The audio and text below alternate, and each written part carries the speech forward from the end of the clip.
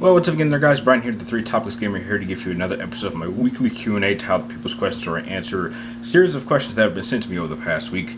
This episode, I would say in terms of questions, is a little bit shorter than even last week's because this episode only have about 3 questions. There were a number of questions that were sent to me in the comment section, but I was able to answer most of them there, so there were only about 3 for this particular episode. So, don't feel too discouraged. But like always, if you happen to enjoy content like this or, just like to see more content like this in general, please do not forget to give this video a thumbs up and press the subscribe button if you'd like to see more of my content and more questions for every Friday. And starting off with the very first question coming from Shadow Desis Gaming, and your question was a little weird, but you basically want to know, do I think a Harry Potter animated TV series set after Deathly Hallows with Harry could work?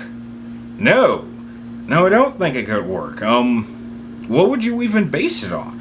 I mean, I hate to be, frank, but, our Harry's life is pretty boring after the books, at least from what I could tell.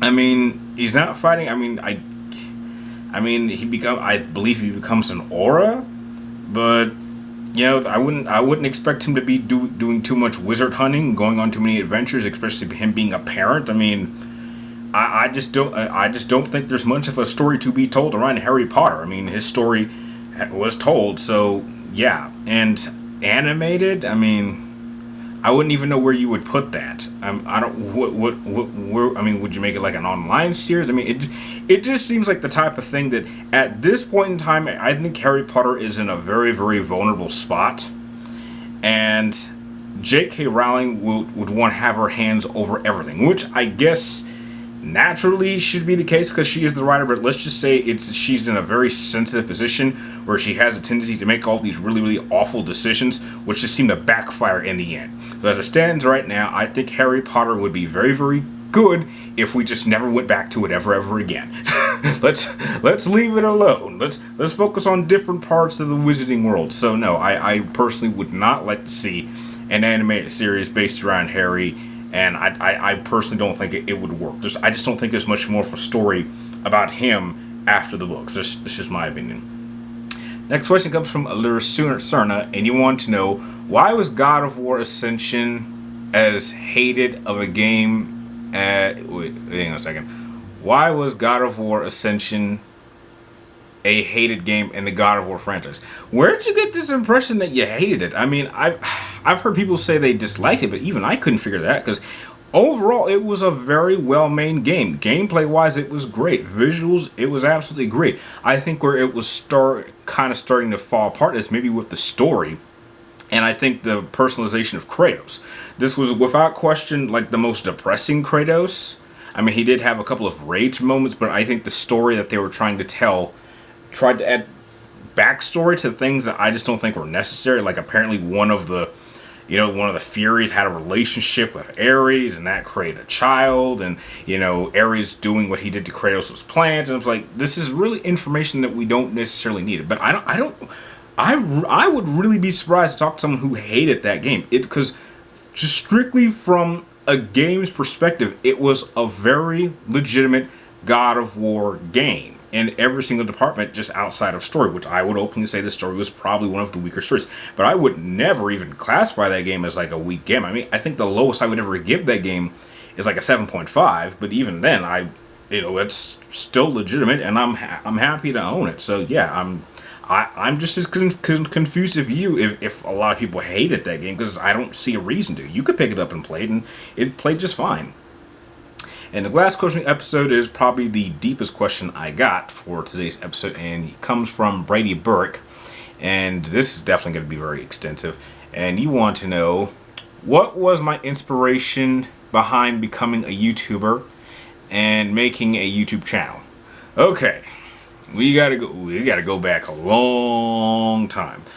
Where did it come from? I think it originated from the fact that once I got, okay, here's where it all starts.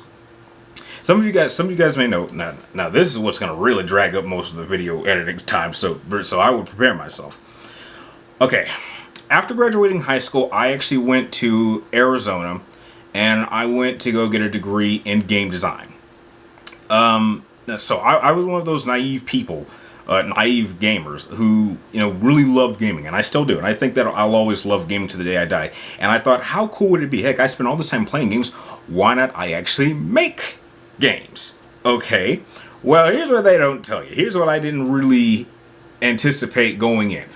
Once I went through all of that, once I had actually seen just how difficult it is to make a game, and trust me, it is a very extensive, long, stressful, frustrating experience. Even for great studios, it is a very, very daunting experience. So to just get a mere taste of that in college kind of depressed me.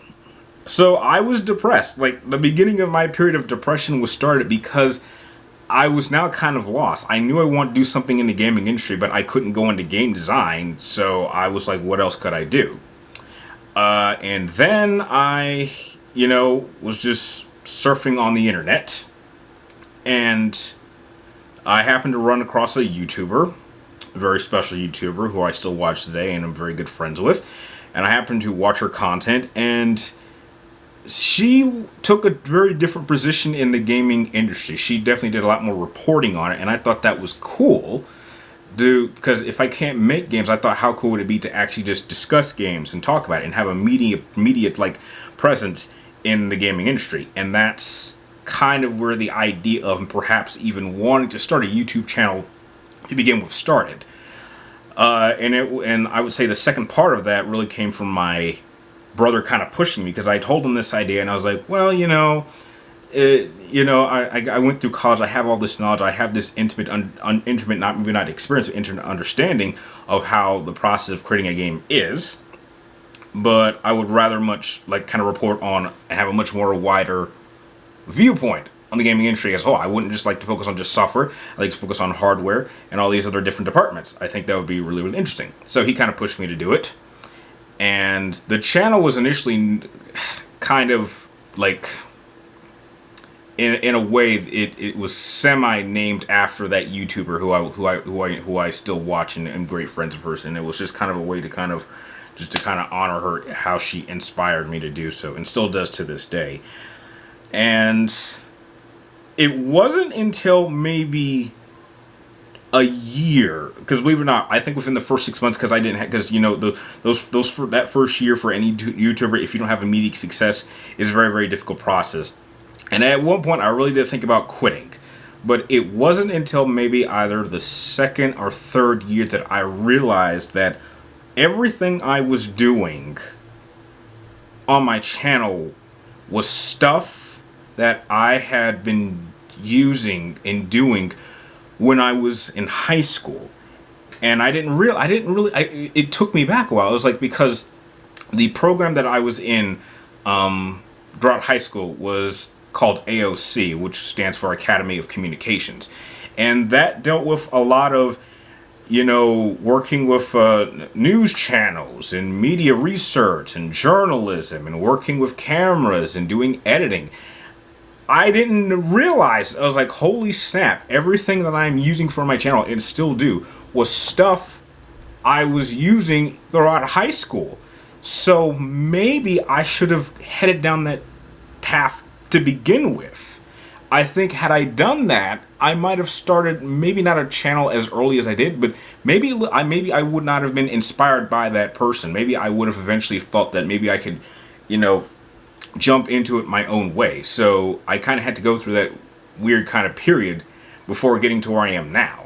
So in a sense, my failure to want to get into the gaming industry in a design factor was kind of was almost, I would say, a blessing in disguise, because then I never would have been put on the path I am now. And it was all because of that one YouTuber who has just continued to inspire me, and just is just a great sense of inspiration. And we have a wonderful friendship. I've met on several different occasions, gone to several different events together, and you know what? If looking back on it, I wouldn't change anything, even the worst parts of it.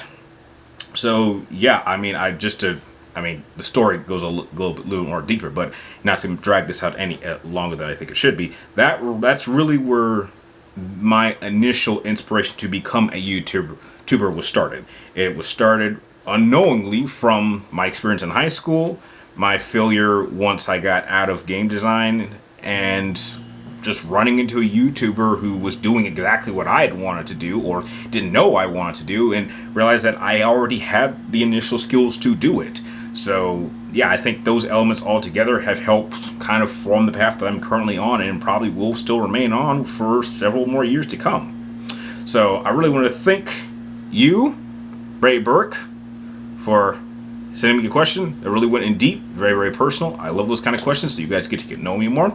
And that'll about do it for this particular episode of People's Questions. I'd like to thank the three of you who happened to send your questions in to make this video, as well as everyone else who sent in your quick questions for the comment section of the last video. So don't forget, if you'd like any more questions, be sure to type it in the comments down below, but make sure you get them in roughly around Wednesday before noon, before I start filming the next episode. And heck, I'm telling you guys this, a lot of you guys have really want to kind of increase your odds of having your question enter the video. I mean, if you really want to get my attention, try to ask questions about me personally, because I think anytime people want to know a little bit more about me and my interests, I don't think those are questions I can simply answer with just a simple answer in the comment section. I think I feel more driven to want to go more in depth in videos, so it guys gives you a better idea of what kind of person I am. So again, I want to thank you guys for watching. You're awesome, and I'll see you next week.